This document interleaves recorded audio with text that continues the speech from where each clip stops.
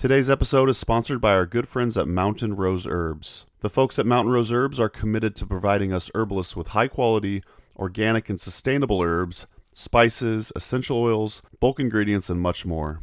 But quality isn't the only thing they're passionate about. They consider the environmental and social impact of every business decision they make, and are dedicated to keeping their business practices sustainable and ethical from start to finish. To Mountain Rose Herbs, people, plants, and planet are more important than profit. And Herb Rally Podcast listeners can get 15% off their order at mountainroseherbs.com with coupon code HerbRally15 at checkout. That's HerbRally15, all one word.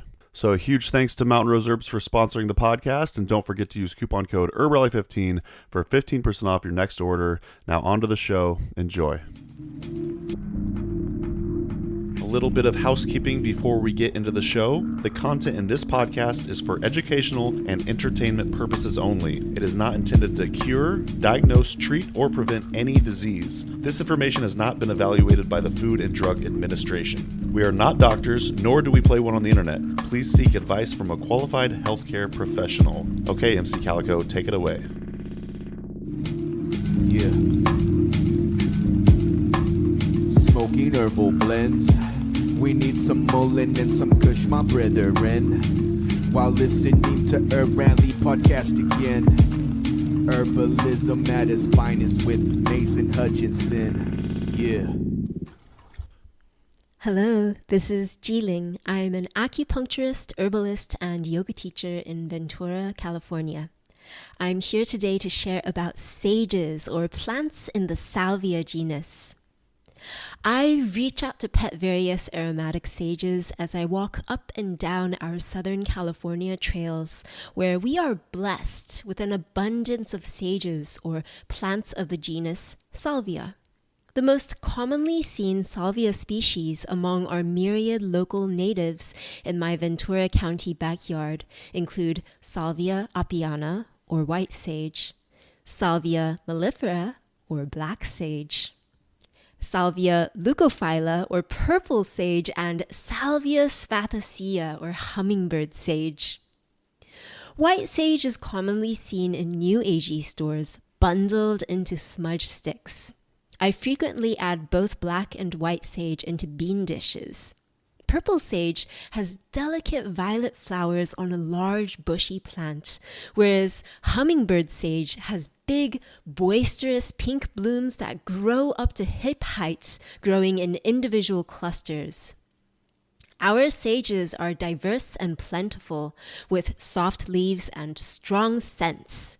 Given their bioregional prevalence, ease of growing, and plethora of uses, I commonly employ Salvia species both personally and clinically.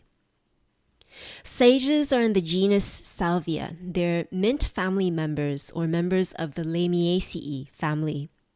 Like other mint family plants, they have square stems, alternating opposite leaves, irregular ball-like flower clusters, and a pungent aromatic smell. Some distinguishing Salvia features include furry, ovate leaves with lightly toothed margins, often sticky. Their flowers and leaves vary in size and color. Sages enjoy full to partial sunlight in well-draining soil. Plant the seeds in the fall, then watch them grow in the spring. Sages are easy to germinate and grow, but not frost-tolerant. They can also be grown from cuttings. White sage, Salvia apiana, is over-harvested. Grow it easily at home instead of wildcrafting it. But about wildcrafting and processing Salvia species, harvest the leaves and flowers in the summer and throughout the growing season. These hardy plants grow back easily. Wash lightly if soiled, then dry either bundled upside down for small collections or strewn across a large tarp or cloth for larger collections.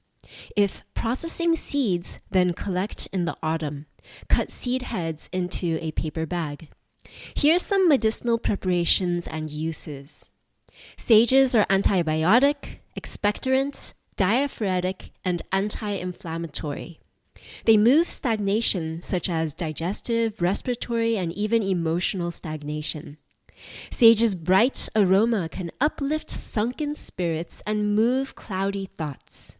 Sages are often added to meat dishes to help prevent or alleviate flatulence, constipation, belly aches, and other digestive stagnation. Sages can help alleviate sore throat associated with the common cold with its antibiotic and diaphoretic properties.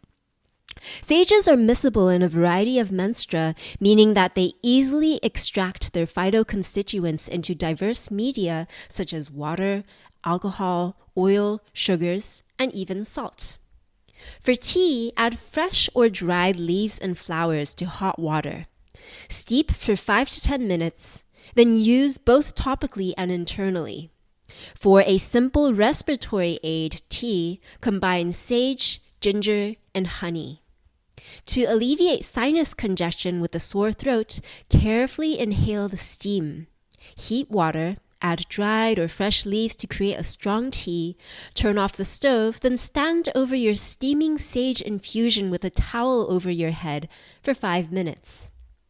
For a tincture, chop the fresh leaves and flowers for a 1 to 2 alcohol extraction with 95% alcohol. With dried leaves, make a 1 to 5 alcohol extraction with 50% alcohol. Some culinary and other uses include oil, where you can infuse chopped, freshly dried or dried sage leaves in oil or vinegar for delicious salad dressings or other culinary uses. The infused oil also applies well as a massage oil for light circulatory stimulation and stress reduction. Here's some simple sage-infused oil formulas that I enjoy. For a first aid ointment, include sage, plantain, and lavender. For an anointing oil or salve, include Salvia apiana, or white sage, Artemisia species, and Pinus, or pine tree species. For chocolate, sage-infused chocolate with rose petals and cracked salt on top are quite delicious. As a honey, chop freshly dried or dried sage leaves and flowers into honey.